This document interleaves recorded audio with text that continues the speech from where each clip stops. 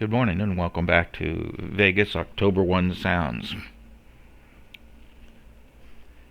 There are a couple of different videos in this whole mess that just stand out beyond all the rest from an audio analysis standpoint.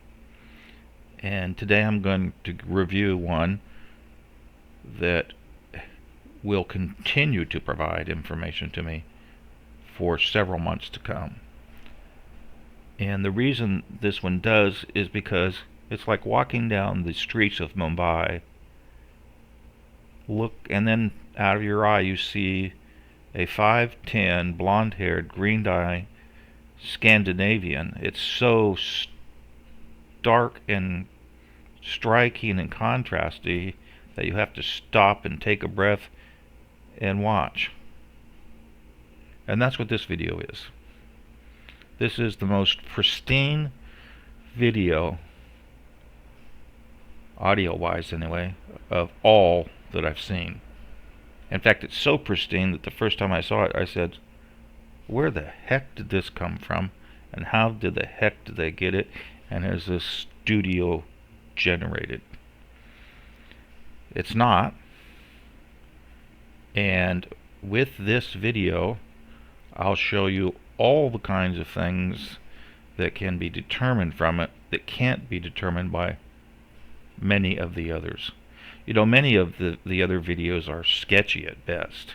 In fact, my next video is going to be talking about one of those, but yet it still provided a revelation. So many of them are, you know, the background noise is loud, or I think some of the worst of them was that food cart truck on the east side of the venue that Brian Shields was talking about, and the signals noise in there is so bad that the only thing you can say was the inside was a metal truck. And making any real progress on audio analysis and making real determination of any of the volleys from it is, you know, you're wasting your time, essentially. But it does serve a purpose. That video did serve a purpose, and the purpose was if there had been shooters on the ground on that side of the venue, those signals would have been much better. And to test that hypothesis, all you have to do is hop up, right up on top of those VIP boxes to that girl that recorded from that elevated position the same exact volleys that the food cart truck did, but they were clear. And so that's another verification that the sounds were coming from that side of the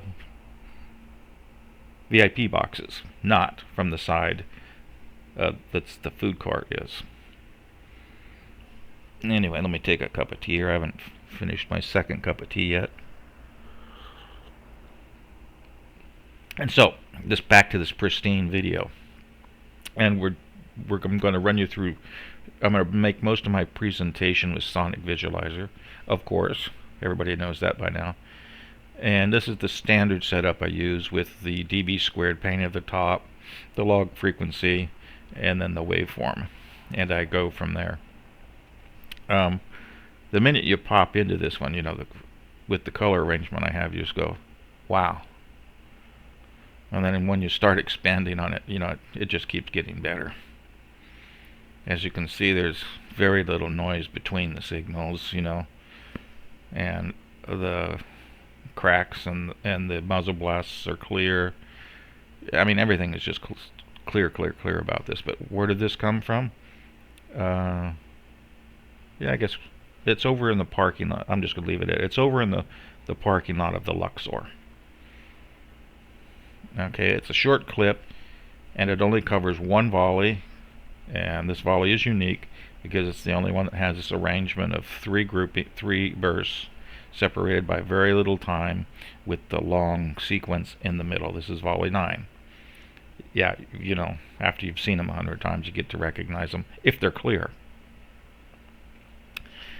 Alrighty, so, you know, the very first thing I asked of this one was, is this a real recording, or is this Memorex?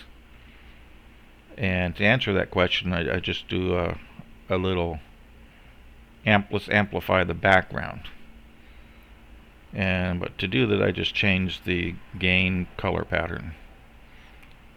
So what do we see here? This area, and let's make it big. Okay. So what we see is we're attempting to amplify the small noises in the audio to look at what happened with the types of filtering, the types of algorithms that were applied to this, and how it was recorded. And up here we see that it has one major limit here, right around, well, that's the dB squared, so I'll have to do the other one.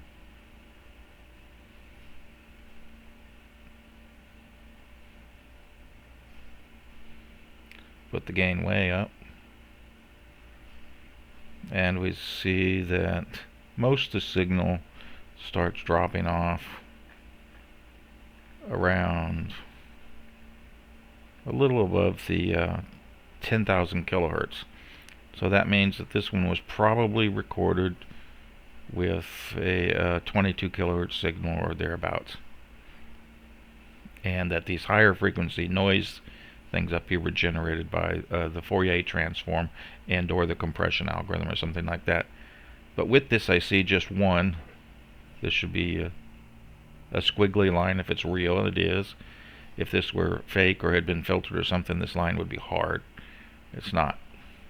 And there's a bunch of other tests we can do, but let's get back to the real meat of this thing.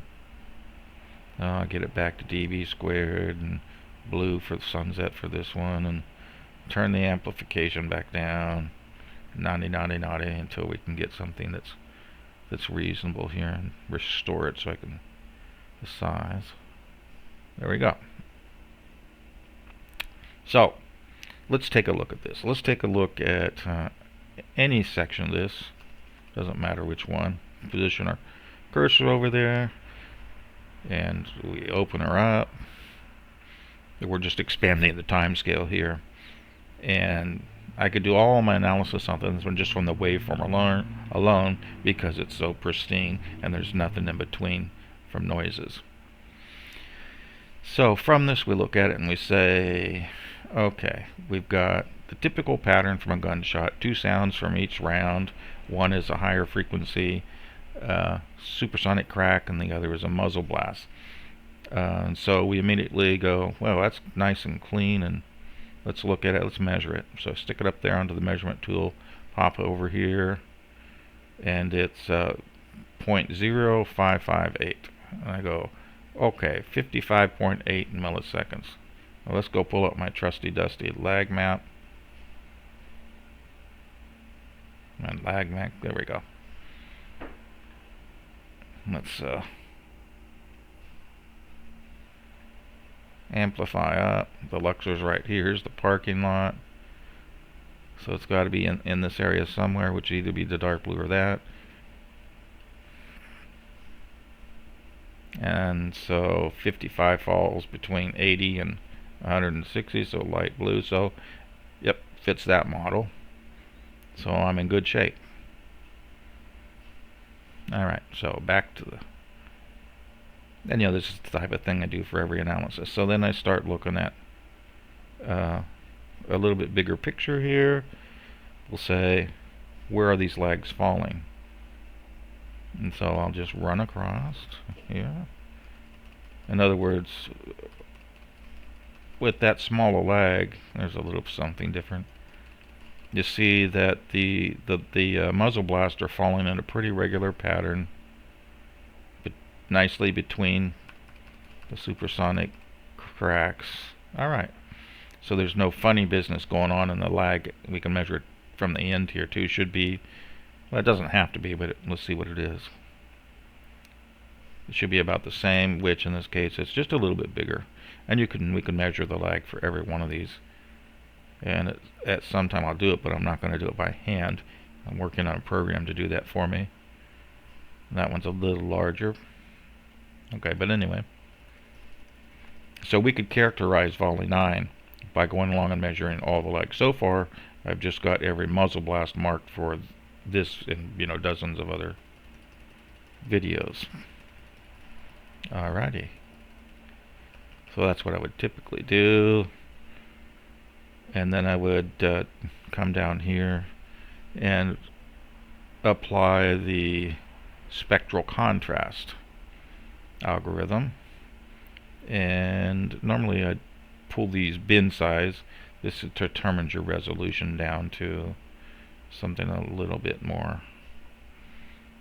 Okay, let it calculate. Did it pretty quick. This can take minutes on a big file. Smooth it out. Turn it into a log scale. Oops, log scale. And then lower the top one. It should be linear. There we go. That's better. I use linear for the scale and log for the bins. And shmam bam, thank you. Of course, nothing less would be expected on this one. We see that how we can easily identify the groupings. These are the upper frequency ones, are the supersonic cracks. These are the muzzle blasts. Now, in this case, we'll notice that we can determine the relative strength of these signals by simply turning the amplification down and seeing which one pops up first.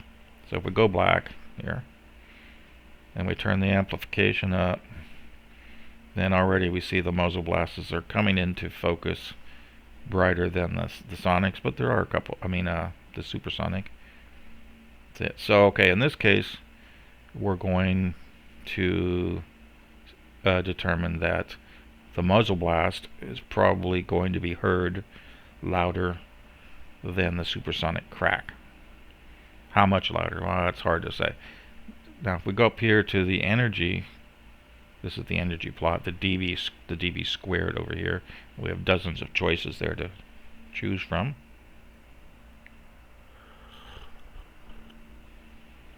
We see that this peak looks like it has more area in there than this, at least from a spectrum spread. So this one has a little more energy, I would say. Let's turn the gain up a bit. Oh, it's already up quite a bit. That's interesting. Well, let's do it a lot. Yeah, a little too much.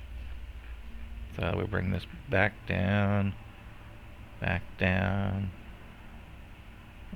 put it to a log scale so I can get a better idea of what's going on underneath. Return it back to that. Yeah, when we look at it this way, yeah, that confirms. Yeah, there's still more energy in the muzzle blast. But what I'm not seeing is that if I bring up my measurement tool for frequencies, we can see that the oh, that's the wrong one. Can't measure frequency on a dB squared very easily. We see that the center of that muzzle blast is about 340, maybe a little higher. And in case you hadn't noticed, there's a little piano scale right here, because after all, musicians use this program all the time. And as you can see, if you look right here, watch right around over here on the left hand side, as you pull it up and down, it'll give you the key. But anyway, back to measure it. So somewhere around 340, 350 for the center frequency of the muzzle blast. And since this is a pristine video, we can actually now say that, okay, what type of round would have a frequency for the muzzle blast of 350, and I have a table somewhere which would tell me that. Generally speaking, a 308 centers frequencies around 200, 250 for the muzzle blast, so this isn't a 308. And what you'll see is that this is most likely a 223. So this video is pristine enough to do that kind of measurement. But with some of the others, there's so much stuff contributing to the muzzle blast that you cannot make a definite determination. And if we go up here to these, we see that the center frequency of the supersonic cracks is around 950. That's a little low. So there's some kind of process going on with regards to the higher frequencies that I probably should note. So this phone probably has a little bit different, what we call weighting. Every phone records the frequencies different because our ears really have a preferred range, and a lot of cameras or phones or whatever want to make sure that it sounds normal. And if they recorded a straight signal the way it is, it would sound bad. So they'll give extra amplification to the range where we normally hear talking, around 2500 hertz down, and they'll cut off the higher frequencies because they make it sound tinny and things like that. So that's probably what's happening here.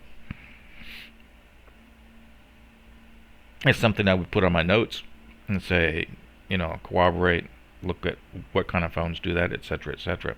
All right, so let's go back and just look overall and see if there's anything unique that we see in here, since this is a very nice little audio. Okay, some of them have a little bit of something here on the lower frequency. These are some type of reflections or reverberation or something going on.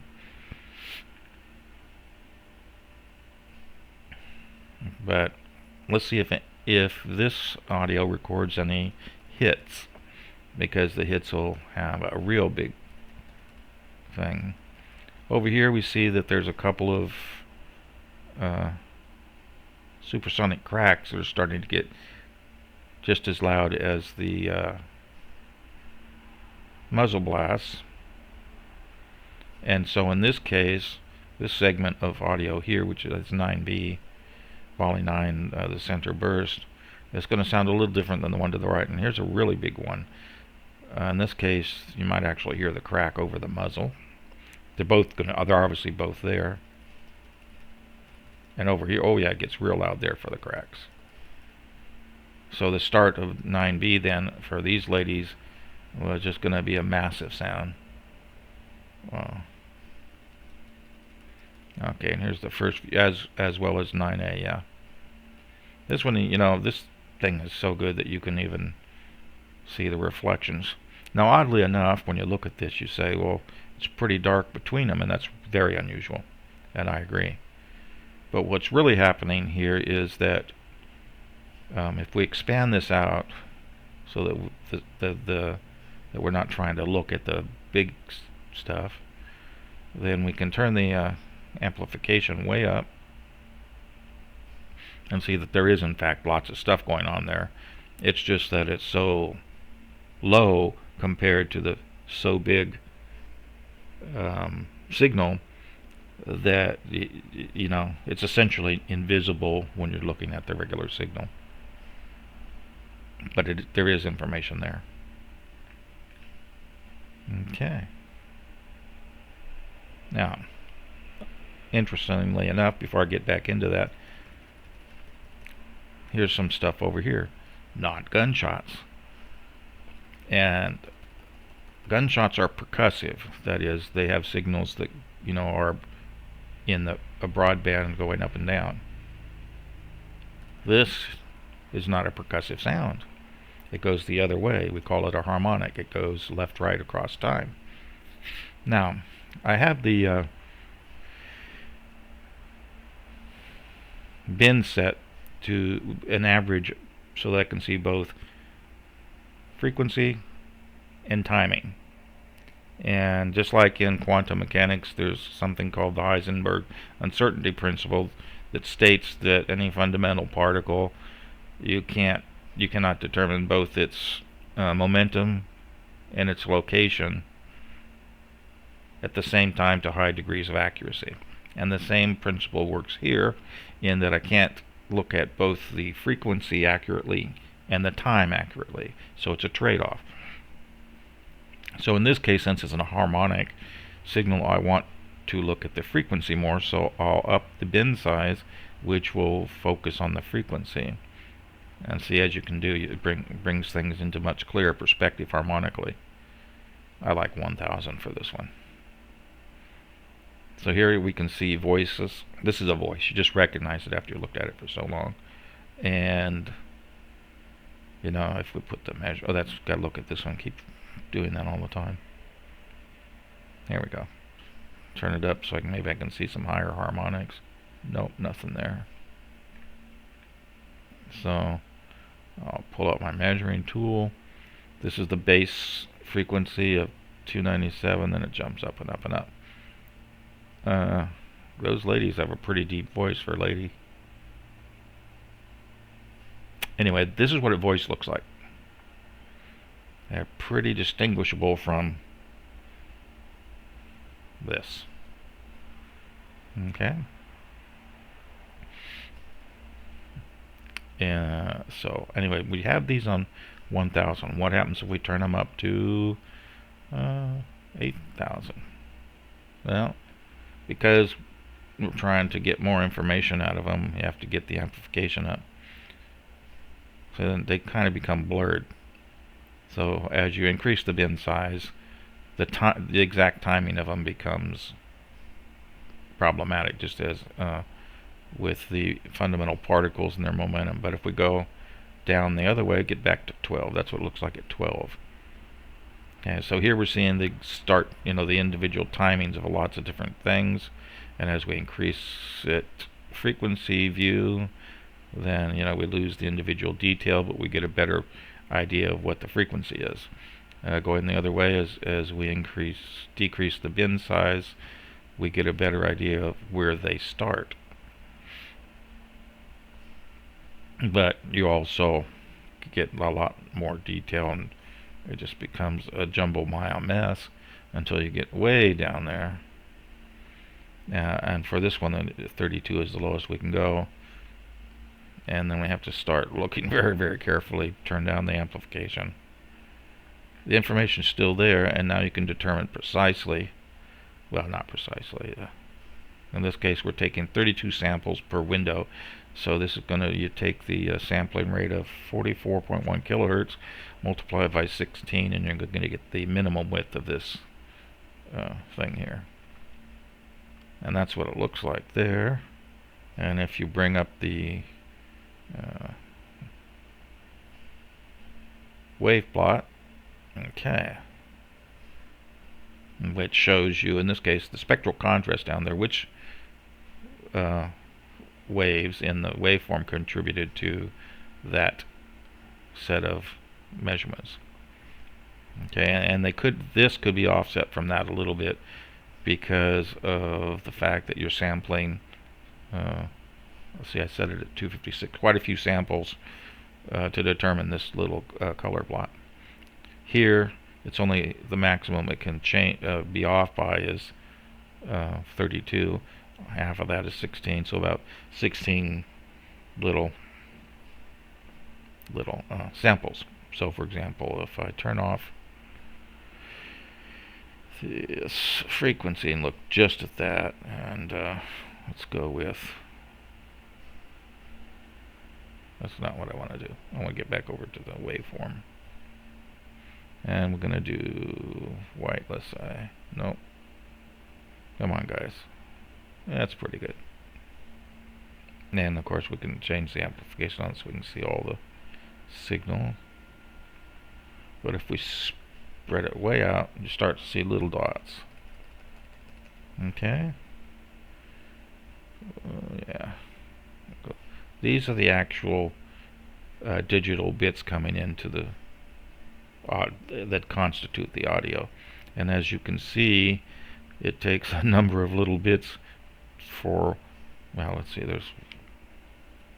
this represents one window from that end to that end, and then there we had 1, 2, 3, 4, 5, 6, 7, 8, 9, 10, 11, 12, 13, 14, 15, 16, which is exactly one half of that, which is exactly what I would expect. All right,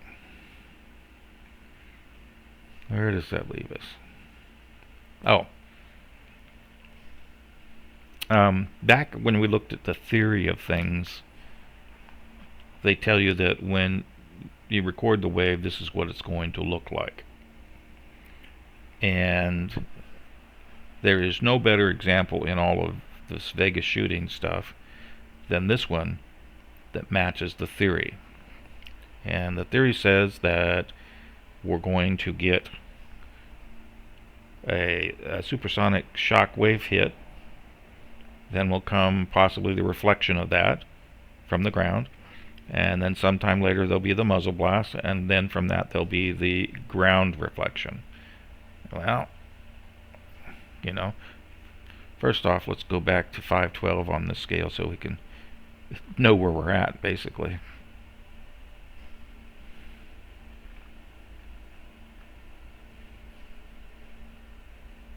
Okay, so wherever I want to know I'm at, I just, change the zoom in, zoom out. All right, so here are supersonic muzzle. Let's look at it from a very close-up picture here. Now, this little blob here constitute the sum total of all these waveforms decimated in time to produce a fast Fourier plot. So, when we get down to the nitty-gritty, what do we have? Wow, that's a pretty big reflection. Oh, it's the high frequency one. That's why. That's interesting. Let's cover the muzzle first, since it's. Well, anyway, the supersonic comes first, followed by a reflection. A reflection that's very close, I might add you. Then comes the muzzle blast, followed by its reflection. Okay, and the supersonic, does it follow the N-wave theory, which says we have a fast rise time to overpressure, and then a straight ramp down, and then a fast rise time back from under pressure to this? Well, that looks pretty good to me. It took several samples to get there, but it went up, ramped down, came back up. Now this is a little wide for my taste. Let's see if they all look that way.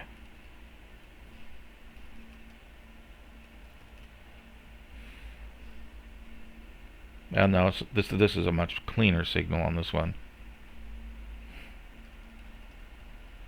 Yeah, but it's still on the back side a little wide, and that'll tell us a whole lot about the nature of the and size of the bullet, its length, its width, its shape, and a couple other things. But this is where we get into real rocket science.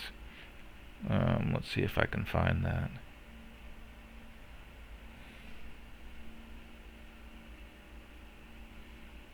Yeah, I happen to have it up. Good deal.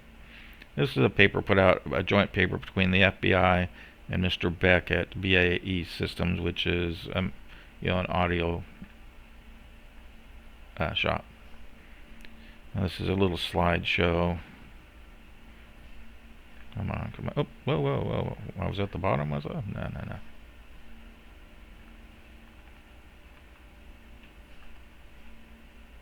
Oh, come on, guys. I must have pulled it up on my PDF somewhere. Okay. I think I can find it and show you an example. Start up my PDF guy here.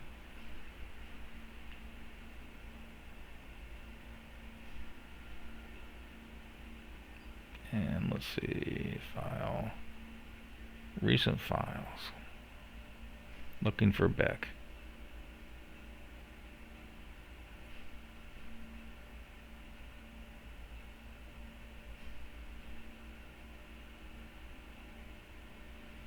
I want Beck. Oh, there we are, right there. Much better. So anyway, we just looked at those waves, right? Now, in the real rocket science, that's what the wave would look like.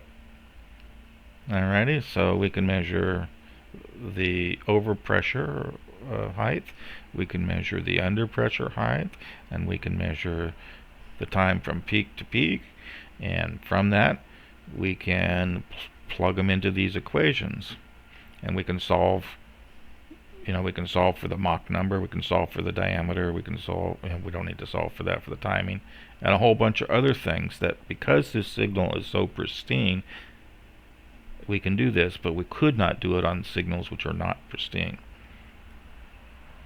And we can even determine, the spectrum of it, and I'm sure it'll match up pretty well. Oh, here's that little chart that I was referring to early.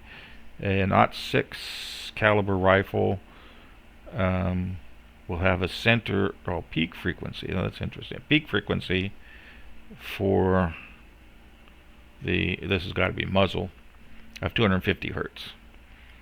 And as you see, the smaller the caliber, the higher the frequency. So a 223 is going to lie in the range between here and there, so somewhere between 250 and 750 for the, and I've generally found them to be right around 5 to 600.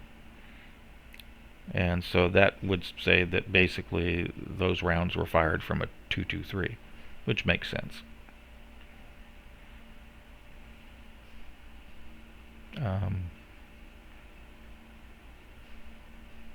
Muzzle blast theory. Yes, theory's all right. Even I'm not going to take these equations and just look at them and say, what the hell does that mean? I'm going to have to put them into a program. I'm going to have to make some measurements, run some trial runs, make sure the program works, and then I can feed in this stuff. And I am doing that, but it's nowhere near completion. But I will focus on this audio to make some very strong statements about the type of the bullet being used.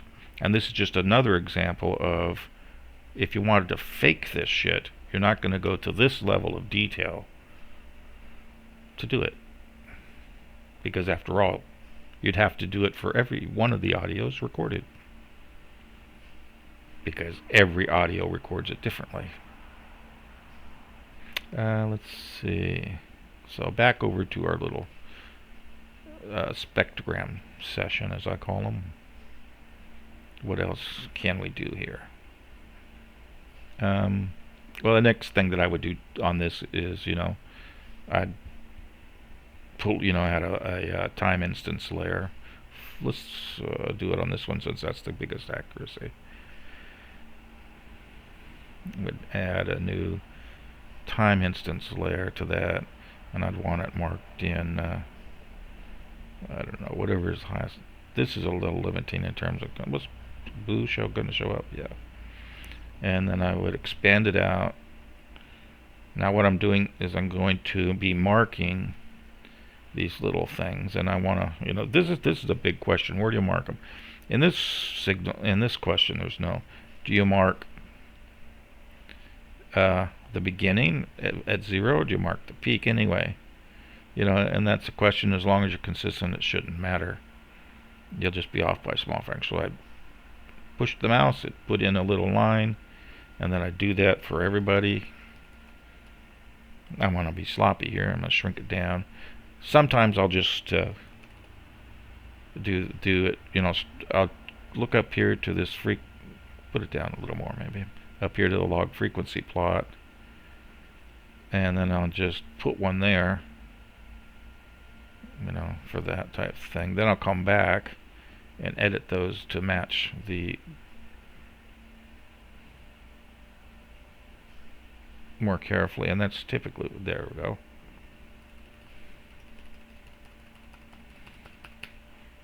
And I've done this for countless thousands of muzzle blasts. Alright, then I look at the data. Okay, and then you can see that we've marked the location in this video of that muzzle blast down to the gnat's ass. And then I would, up here, I would call this Where are we at on it? I don't know. Let's give it a name. Foobar.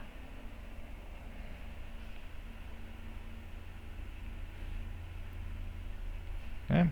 And then I would export that to a text file and import it into my program, and then you'd see all these nice, wonderful charts and spectrograms that could be generated from that.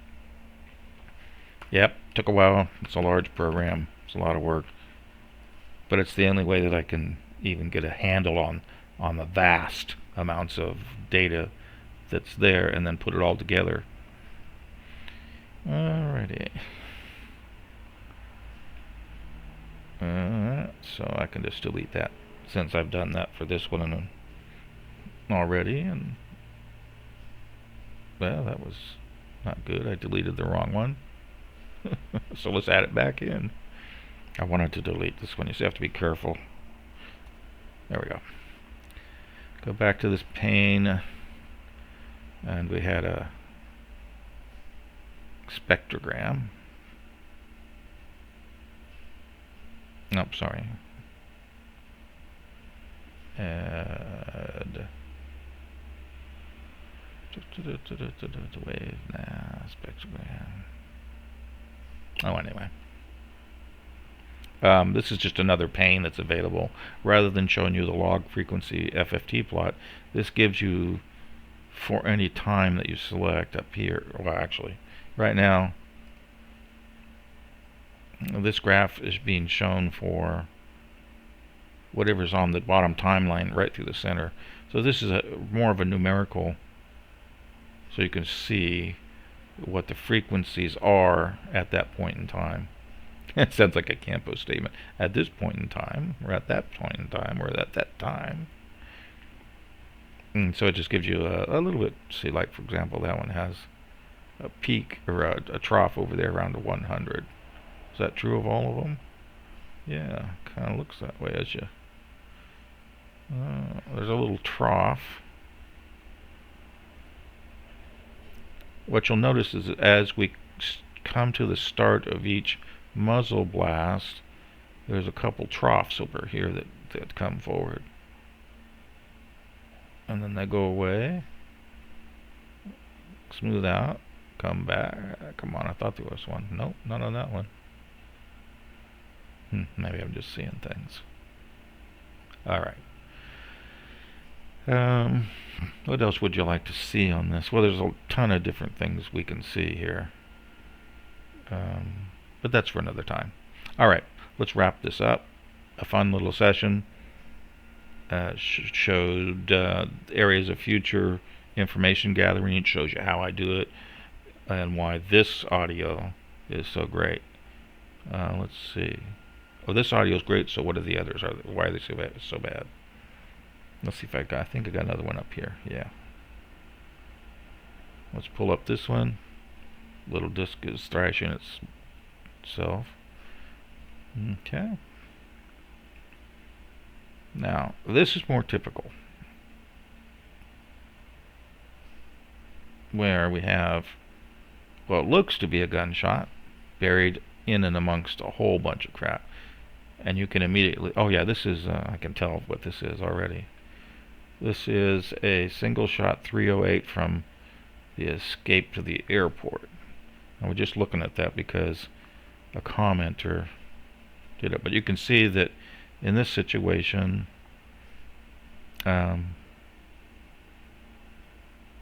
what we've got, how can you see that? Well, first thing you notice is that it's not pristine. There's stuff everywhere. And but we can see that there's something regular happening right here. And we can see that the energy is predominantly in something other than the shots.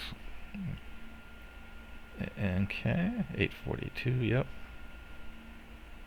But that ultimately, if we, and this is the beauty of Sonic Visualiser, you can go in here and you can change everything until you finally get down to the information you need. So by changing the amplification and probably the bin size here, we can emphasize that signal and make the other stuff kind of disappear.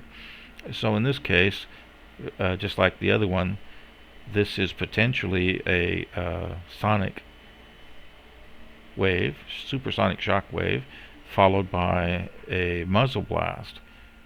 And we'll notice here that if we check the frequency, that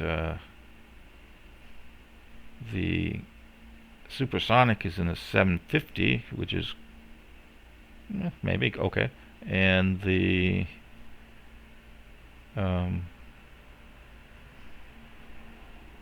muzzle is going to probably be somewhere between 250 and 350. Do I still have my chart up? Yeah.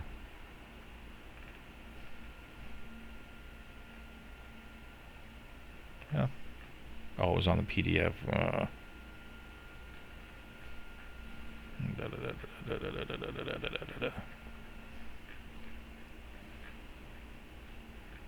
It says if he can find it. Oh, even they show a spectrogram.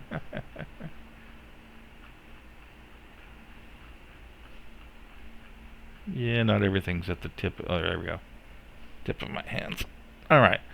So this was peak frequency for the muzzle blast. It's not 250, is it? That's a little higher than 250. What did I say? 250 to 350? Well, come on. I said the top of it was 565. That one was 326 and tapers off around 230. So the major one then would probably be right there. If we wanted to measure the frequency more accurately, then we'd up the bin count, and there we'd come with 342. Okay, so 342 is the number. Go read our PDF, look through this table and say, it's not 0.22. It's smaller than, or it's larger than that, larger than that. And so, by process of elimination, we have a winner, a 0.6, or something close to it. Okay, so I would say that that signal is a candidate as a true 308 shot. Okay, great. Now, and we can measure the lag. Let's measure the lag. Here we go. To measure lag, we probably want to use a smaller bin size so we can get a more precise timing. Oh, little too much information. So, let's see. All right, where was that? Okay, so let's put the supersonic part of it, which is higher frequency, right there. So we'll know that when we go to a higher resolution, what we're stopped on. There we are. Okay. And then we'll measure it. And we'll measure from there to there. Oh, okay, so 20 milliseconds. That's kind of interesting. 20 milliseconds, he says. Alright, let's go over to my lag plot. 20 are in the way down low range. Now, you'd have to ask then, well, where did this shot take place? And I believe it occurred right in this area, which should have been yellow. Or 300 and some milliseconds versus 20. Houston, we have a problem. Okay, and that's where I'm going to leave that. So I'd put that in my notebook, make note of it, and say, okay, that little bit of data there is going to cause somebody some problem somewhere for some reason. Either the model's wrong, the measurement's wrong, any number of things could happen. Most likely, let's see in this case, who's stronger? This.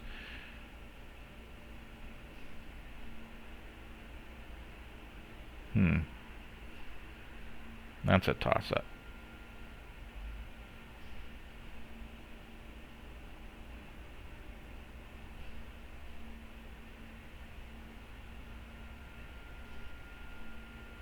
Am I looking at the right thing? Oh, wait a minute, Richard.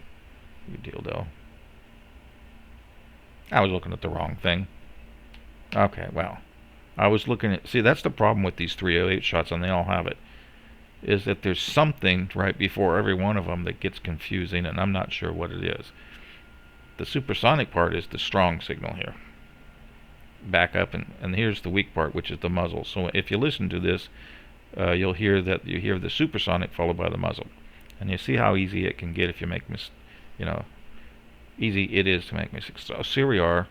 We're going to remeasure the lag from there to there, and it's 31 milliseconds. Still the same problem, but what we can say here is that at that location we will hear a fairly reasonable sonic snap followed by a fairly mute muzzle. That would imply that the shooter from the muzzle is either muted because of clothing and things like that, or at great distance. Alrighty, and if we go over and we look, I'll do the whole analysis, but the fact that this snap is fairly, this is going to be way audible. This is going to be barely audible. And the fact that at that distance you hear that snap and it has a small lag, that's not congruent to the model. So there's something else happening here that is likely to lead to a better understanding of what happened with those 308 shots. So this is I think this is I'll do a video on it. It's going to be a result of Eric Peters making some good questions. All right, I'm going to wrap this up. That's it for... Oh, anyway, backward to how different that is than this. Yeah. All right, wrap it up for today, and we'll see you in the next one.